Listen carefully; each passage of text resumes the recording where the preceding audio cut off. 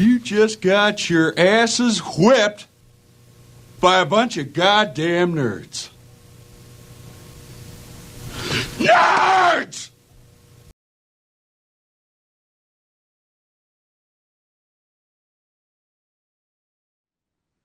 Welcome back, everybody, to another episode of Nerds Pod. It's your boy Cole. That's Pooba right there, and that's Pete. As you can see, we are about to talk about Daredevil Born Again, episode 5. Holy smokes, as we're going halfway through this, let me tell you, not bad. Not bad at all, as it being an episode that I truly enjoyed, although our boy Matt didn't get fully dressed. And we'll get into that.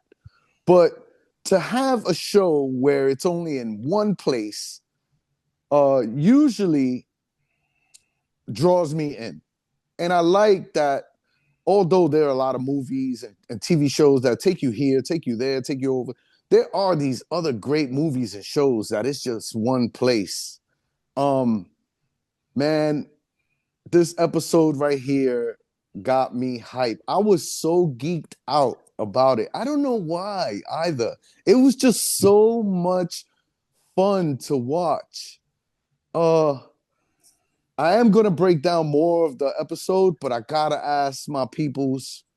Hey Pooba, what did you think about episode 5? I want to first thank you for that, Go. I want to first give a shout out to all the Irish. Happy St. Patrick's, rocking your green. St. Patrick's is one of my favorite holidays, and I just wanted to give a shout out to the St. Patrick's that this particular episode was on, and I could tell that I kind of felt like this party they had this party recorded prior, and I didn't see where the arc of the story was going with this, because there's so many Easter eggs, so many different things. But we got to see a lot of the powers that Matt Murdock Daredevil has in this episode. I think it was very cool, from the listening to how many heartbeats were the people that were staging the heist versus the people that were there. There was a great scene where he was listening to the heartbeat, and he actually listened and he heard the female's heartbeat was normal. So he knew that he was in on it. So that was actually very cool. Seeing fight scenes alone with Daredevil. Again, not a fan that he still gets beat up by these thugs, but he's also hasn't been on the mask and the cowl. So he still, le falta un poquito de práctica. For those that don't understand, he's a little rusty, is what he's a little rusty. saying. So it goes to show a lot of great scenes that was like,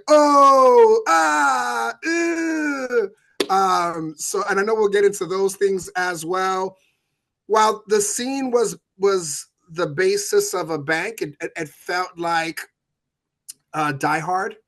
The town felt like a Dog Day Afternoon. Shout out to Al Pacino. And it felt that. It was kind of like a situation that would happen, what Matt Murdock would do within that situation. And I enjoyed it. It was one of my favorite episodes without being Daredevil, doing Daredevil things. I enjoyed it. I loved it. It's one of the episodes I actually rewatched again, looking for those small details, like the heartbeat thing that I just mentioned with the female. But it was overall great. I enjoyed it. It's a very standalone episode. They could have put this in the first episode. They could have put this in the third episode. So it was a great as a standalone episode. And I think you need that sometimes, just to kind of show what your hero or villain can do. I enjoyed it. I actually enjoyed that episode. Yeah, that's a very good point, that they could just move things around and have you just looking at this episode. Man, I'm super excited. I shout out to everyone that celebrates St. Patrick's Day and for pointing that out. Pooba, you look great, by the way. Thank you, representing for sure. My Pete, Irish brothers. That's right. That's right. Pete, Bams, talk to me. We didn't get to see Daredevil in costume, but what did you think overall about episode 5? it's like Pooba said, it's interchangeable. We could put that episode anywhere. It could have been episode 3, episode 9. If they wanted to break up the main storyline, they could have put that episode anywhere. Agree. It probably was filmed and they said, okay, we got this episode. Let's just put it to the side. Who knows? That could have been for next season. You know what I mean? Who knows? The only, the only full-time character there was Matt. Am I right? Because it was in the bank the whole time. Remember that movie Inside Man with Denzel Washington? Yes. Same bank. Yeah, Same bank. Same bank from Same that bank movie. as that one. Huh? Same bank as that. Yeah, As same that. bank from that Okay. movie. But as far as the episode, Charlie Cox does a great job of portraying Matt Murdock. And look, it's we spoke about it with the Batman Bruce Wayne thing, and this is the same Matt Murdock and Daredevil thing, and he's doing a great job. They're letting him, I guess, show his range and his as far as the talent to pull off dual role because he's Daredevil and he's Matt Murdock. He has to play a blind man, which can't be easy. Love the fact that he was kind of took down these guys basically by himself. Shows that he still got it. Now, as far as what Pooba said, he doesn't like these average guys. I kind of see that as they're showing that he's human. That one of these guys are gonna get in a lucky shot every once in a while. Again, he's human. The only thing his only ability is his heightened senses, and of course his fighting style. But again, Pooba said that he trained in that as well. So maybe Pooba gets in the lucky shot against Daredevil too. Because he knows how to fight. These guys just may not be some out of shape bum from out the street. Maybe they threw hands. I mean, he sounded like he wasn't fucking around. You know what I mean? When he was in the bank. So I'm sure good episode overall. I will say, and I try to stay away from this, but this is the overall MCU. I don't understand the infatuation with Miss Marvel. Okay, we're gonna get into that. All right. Because I do want to give you props on seeing it with Matt Murdock and Bruce Wayne, right? So Bruce Wayne is the alter ego of Batman, and both are human, and both have to put up their hands against anyone else. And I like that you get to see Matt Murdock and Daredevil on the Marvel side close to your favorite character and how realistic that is. That's brilliant. So Pete brings up Miss Marvel. Man, let me tell you, we get to see Daredevil in the She-Hulk episodes, right? He pops up. This is when we first find out, hey, Charlie Cox is playing Daredevil. I enjoy the fact that now they're putting everything together. I think this is what got us all even more into these movies and these shows, because they actually brought out the comic books into the big screen or the little screen, meaning that, hey, we're going to show who we got. Now, it shows that Kamala's father does deal with money, and better yet, let him go to the bank. Unfortunately, if you are a superhero, you cannot get a loan. That's from my understanding. I think I've been taking a record, and it's been 0-4 so far. Everyone's been trying to get. I don't know what they're asking for when it comes to the money. Who's the 4?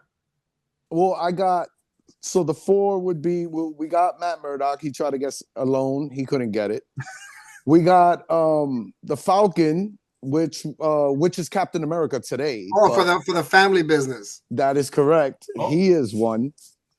We also get Rob Burgundy states that also in the movie Anchorman, he says that Johnny Storm didn't get a loan as well.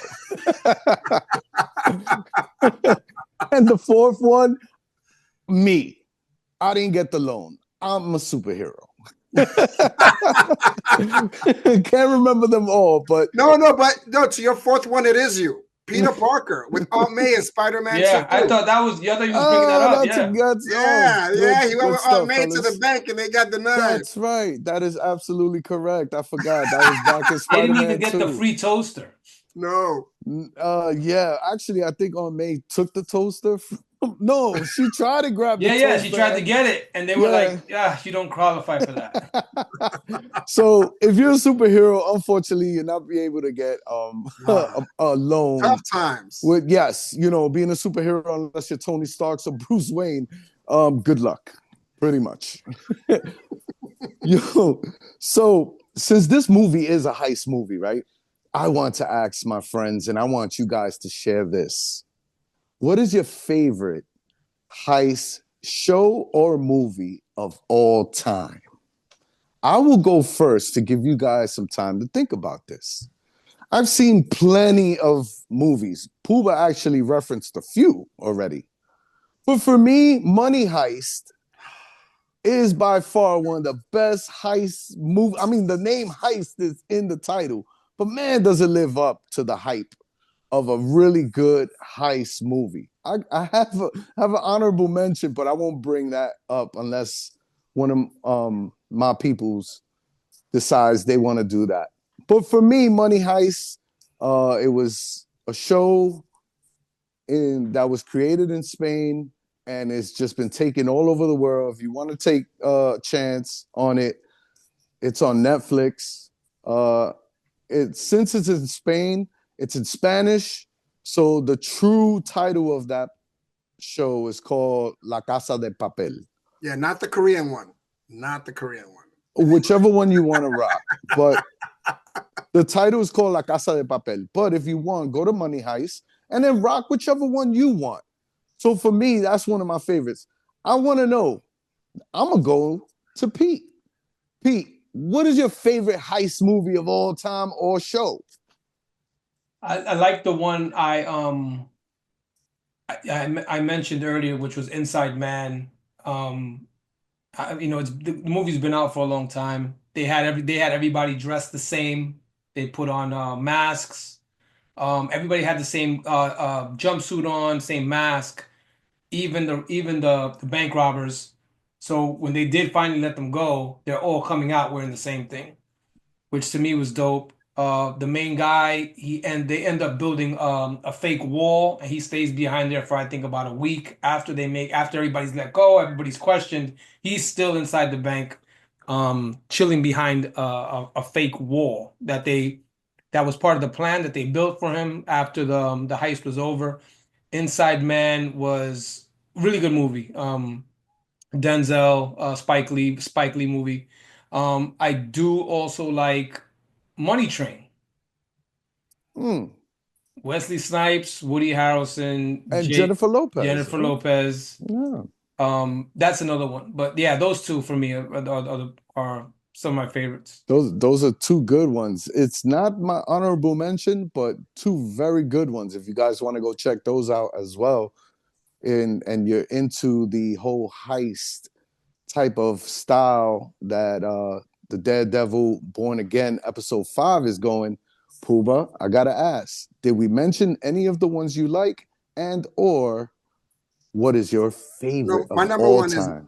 My number one is Money Heist. By far, Casa de Papel is my favorite heist. But if, again, being that you mentioned already, I'll go to a round 2 to that one. Ocean's 11. Ocean's 11 is my second favorite heist movie. And then probably The Town. It's the Town is my other favorite. I mean, the best scene on there, and again, you get it all the time where you if we're not friends, if you know that scene where he goes, we have to hit somebody, we got to do something, but you can't ask me any questions, and they ask whose car we're taking. You know, that scene right there definitely depicts the relationship within this podcast. But the Town, the nuns, the heist to rob the Red Sox, I love it. I love it. Give me that any day of the week. Another baseball reference, but yeah, I would say outside that, in the top 3, A Dog Day Afternoon. It's a 1970s movie with Al Pacino. Um, Definitely one of those, that stress level that you feel building up within the bank. The same way we kind of felt it within this short time on episode 5. Incredible. I mean, now you guys that are listening and watching, you can see why I'm friends with these guys, because these guys, they know what they're talking about. Because my honorable mention was Ocean's 11 for sure, and all these movies or shows are definitely recommended if you guys want anything else to watch. So let's get back to Daredevil, right? We get Daredevil. You see how calm he is in while everything is going on, everyone is panicking, and as they should, this is a heist. He is extremely calm and he plays the role perfectly. Um, my I've said this before and I'll state this again. It's better to listen to the show than it is to watch it.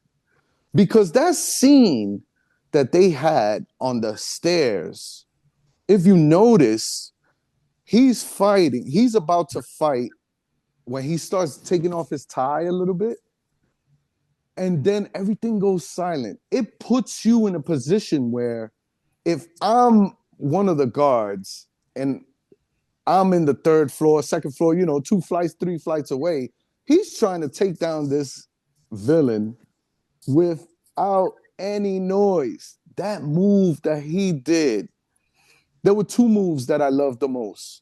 One, that he put his foot on the stairs to give him leverage. I thought that was um, awesome and realistic. That's why I liked it so much. And the second one was when he caught the shotgun. I mean, holy smokes. When I said I geeked out on this episode, I went ham on this.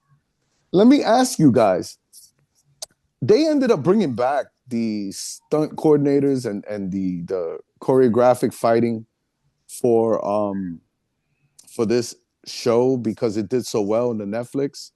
Do you think they should be in all street fighting movies, going down Marvel and even DC if they could? Pooh, I ask you. I think for something grounded like Luke Cage, Yeah, it has to that be that nothing makes sense. Yeah. cosmic. Yeah, Nothing like I wouldn't cosmic, even no put him for flying. I wouldn't put them for Iron Fist. Like even then, there's a magical power to Iron Fist, but a Luke Cage, some Spider-Man maybe, some Spider-Man I could see that where they're using the webbing to look dope, where you could spring off right back off of the web. The fight scenes are very realistic. As a person that really keys on those things, it's a great question. It's a work of art. It is like a dance, like salsa is not an easy to dance, but if you get the right instructor and you get everything going, it looks beautiful and looks amazing. I think they're doing that in this show. Yes, anything that's very grounded, I would love to see them continue. These guys know what they're doing. It feels real. It looks real. That leverage part, I believe it. And yes, remember I said at the beginning, that's O parts. That part right there, when he caught the shotty through the steps, yeah, sold. I love it. Take my money. Yeah, I mean, absolutely great. Hey, Pete, I got the same question for you, but and a follow up on that. Are you liking Daredevil's fighting skills? So my first question is, um, should Marvel continue hiring these guys, given how well these choreographed fights are? And do you think Daredevil is holding his own? It shows that if you do a good job, they'll bring you back. Like look at the Russos. They did Winter Soldier, they did the Avengers Endgame and Infinity War, and they're doing Doomsday. So, look, you had success, they'll bring you back, which is, everybody, people have regular jobs, they'll say, "Oh yeah, if you work hard, they'll just give you more work." But in the movie business, if you do well, they'll give you more work, which is what you want. So, yeah, they should definitely continue to bring those people back if it's like Pua said, a street level type character. Luke Cage, Jessica Jones, um, and of course Daredevil, Moon Knight. You know what I mean? I would, to to see that again, to see him with that type of fighting style, with that type of choreography, that would be cool. Um, yeah, and I love the way he's carrying himself. And we haven't seen there. And look, this question went back to I think episode 2. Are you cool with seeing Matt Murdock only and not Daredevil? And that's what we've had the last couple of episodes. Like we really have not seen him. And That's right. like we've seen Pooba in his costume, and you've seen me with his T-shirt. That's more than what this guy's been rocking. So but you know what? It's great it's because okay. I'm not mad at all. Not yeah, mad at all. It's an enjoyable series all the way through. Even with the filler, this was an obvious filler episode because it didn't have anything to do with the base story. But yeah, overall, Matt Murdock is, he's trying to keep away from being. Remember, he made a promise that he wasn't going to be that again. And yeah, if you look at last week's where he's on the roof practicing again, and then it just goes into him going to the bank for a loan. yeah. Obviously, like Pooba said, was probably recorded at another time and just used as a filler. But yeah, use that same choreographer, and yeah, Matt Murdock is definitely holding his own. Beautiful, man. I mean, I'm super excited. We all saw that part in the trailer when he breaks Ugh. he kicks the guy's leg, and I know it's coming, and I'm still like all cringed out, like holy smokes, yo. Yeah, what I didn't see coming was that bottle to the face, the glass to the face. Like it was such a great sequence on that fight scene because it was like bam. Okay, you thought that was cool? Bam, another one. Oh God, it was gruesome too, and I love every minute of it. You I know, loved every minute of it, man. That was, and of course, he was wearing a red mask, which I loved. Which I love. You hit Yeah, the I nail on love the it head with too. that one, man. That scene right there was like I didn't know he was gonna get him. I didn't know He if he was. got him.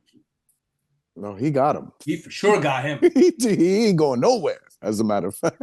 Cole, can I ask you a question?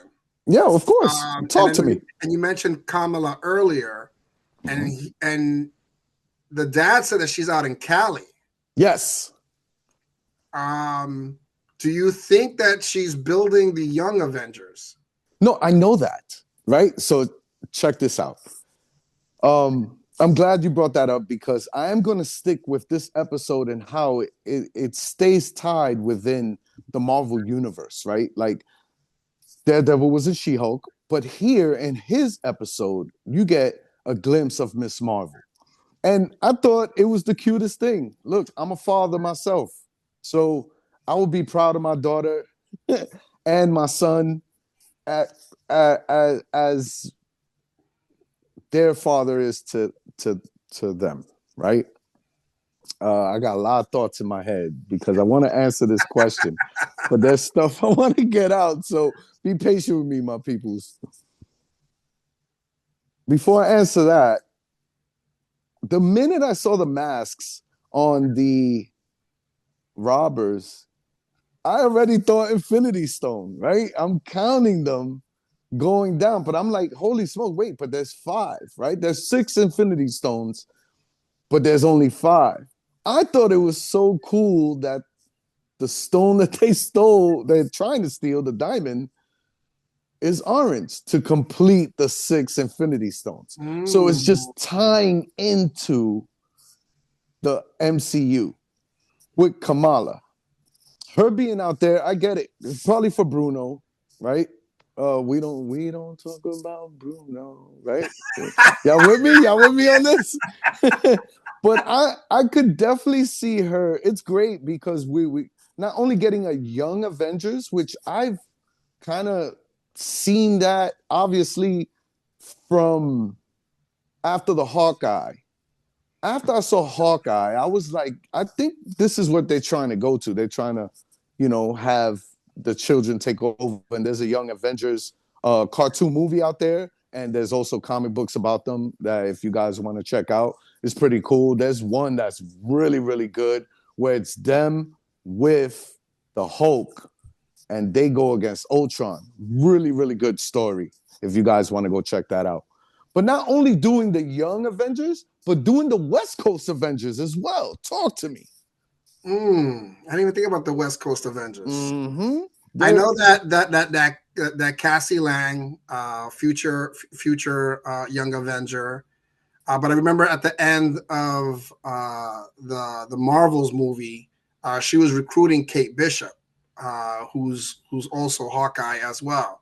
So when he said that she went to Cali, I immediately thought Young Avengers, and I'm hoping you guys did too when he said that. But it could be Bruno. I didn't even think about Bruno. He went to college on the coast. Yeah, you're right. I didn't even think about that. Didn't even think about him because nobody talks about Bruno.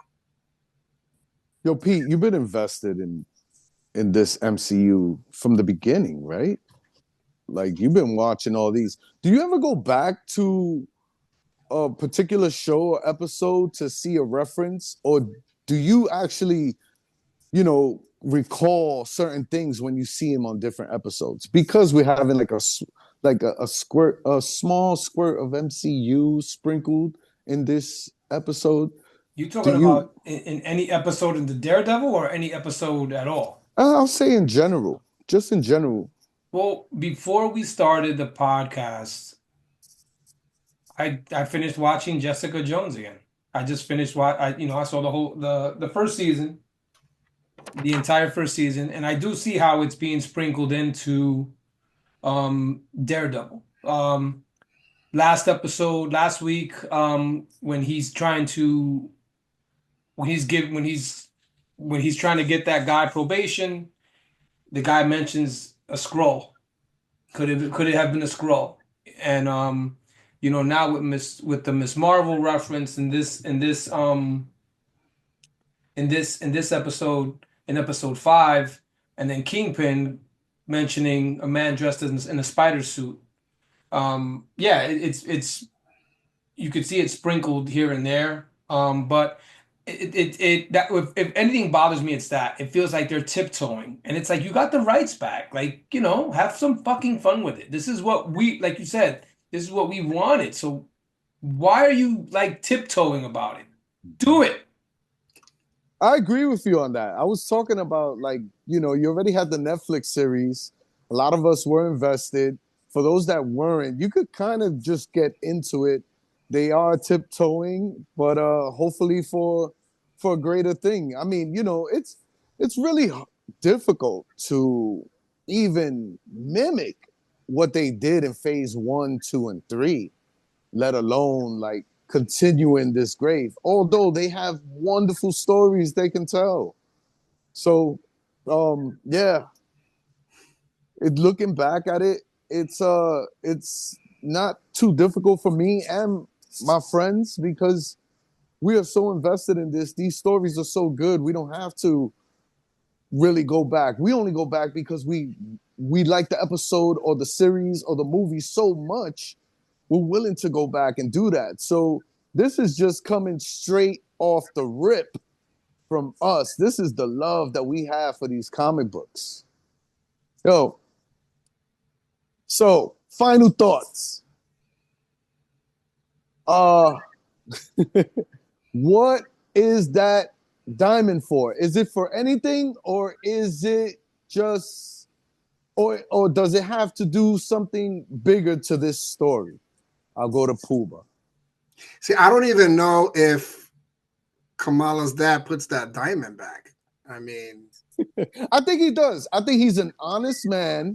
I think he's an honest man. Yeah, no. Yes, I'll I think give he's him a credit. very honest man. I don't know if he put it back.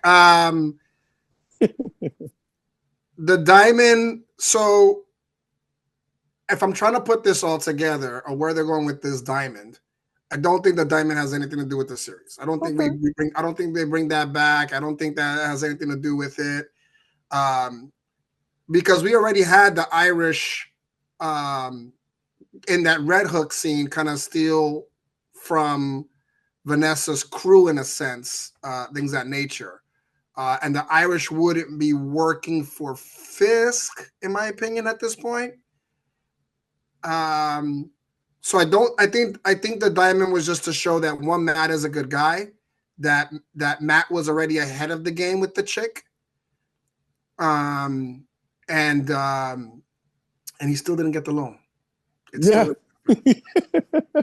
That's right. But he did get invited to dinner. So Hey, but he gets invited to everyone's dinner. He got right. invited to She-Hulk's dinner too. I mean, Charlie Cox is more than welcome to have dinner with me here. I'm cool with that. I would love to have dinner with that man.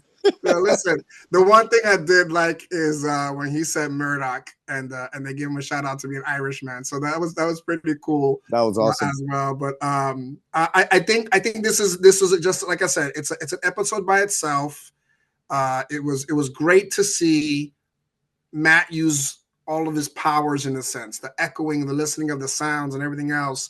The scene with when he was trying to unlock the lock, like he would, and they show you the visuals of that unlocking, reminded me of that Harry Potter scene when all the locks come off when he's watching it. But Green Gots. I listen. I don't need anything else from this. I don't need Matt to coach Kamala. I don't need him to be a recruiter for any Avengers or in the nature. I enjoyed this episode for what it's worth. And it's to introduce and show that Matt still has it to do the right thing. Shout out to White Tiger. And that's where all this is at. This is what White Tiger left in his head, is to do the right thing. And Matt came back to do the right thing. I think we already see the impulses that Matt has and what White Tiger has reinstalled into Matt Murdock in this episode. Hey, Pete, final thoughts? So I'll correct myself. I said this probably could be put into episode 8, episode 3. I don't think it can, because remember, these guys are going to rob the bank because they have to pay back that restitution for Vanessa. So I think it falls in line with where it's at. But what I tried to talk about earlier, and I'm gonna get on my soapbox. You guys seen the movie Mean Girls? Yes. When she said, I've seen both. Well, yeah, the new one. Nah, no thanks. But when she said, "Stop trying to make fetch happen," she said, "That's so fetch," and she said, "Stop trying to make fetch happen. Stop trying to make Miss Marvel happen." Miss Marvel to me is a C-list hero, character, whatever. I don't have it, and this is not directed towards the actress who plays. It's just the character itself, to me, is not as. You guys remember the Avengers game that came out a couple years ago? An Avengers game, with the roster the Avengers have, they choose to make Miss Marvel the focal point of this game, and the game flops. Like, they lost money on this game. I listen, again, they want to put her in the movies. They gave her a series. That's fine. To me, when I heard this, I was just like, what are we doing here, man?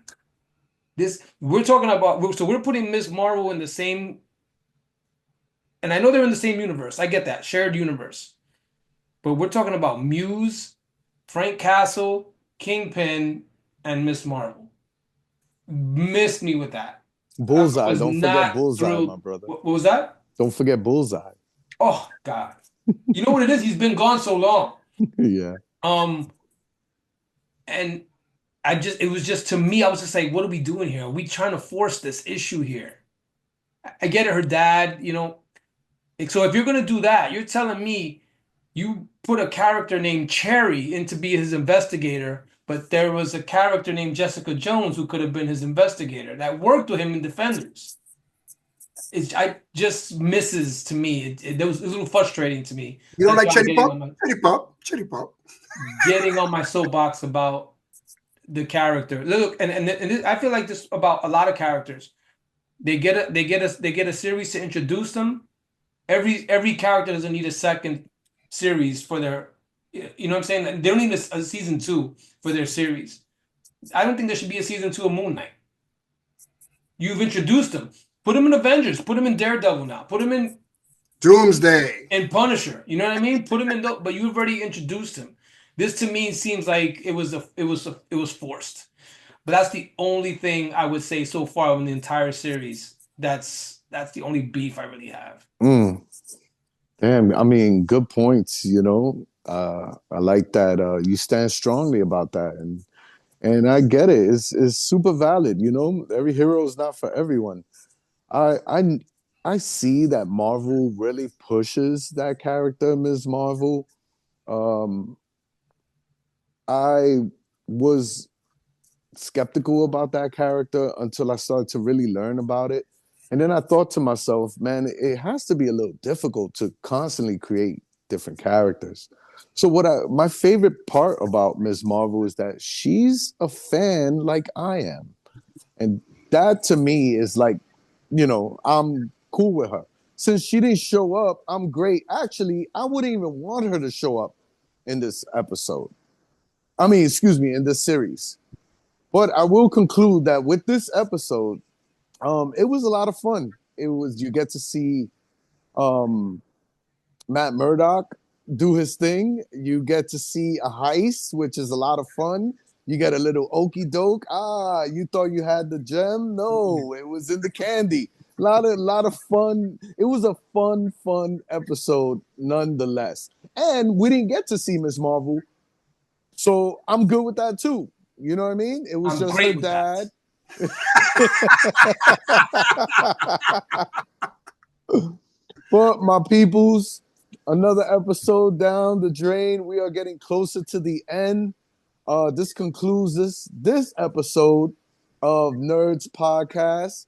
Please like, subscribe, comment. We would love to talk to you. Let's talk Nerds Talk. That's Pete. That's Pooba. Happy St. Patrick's Day for everyone. And this will be Cole. And we'll catch you on the next one. Shout out to Elliot, 100th subscriber. Woo! We will return. The worst episode ever.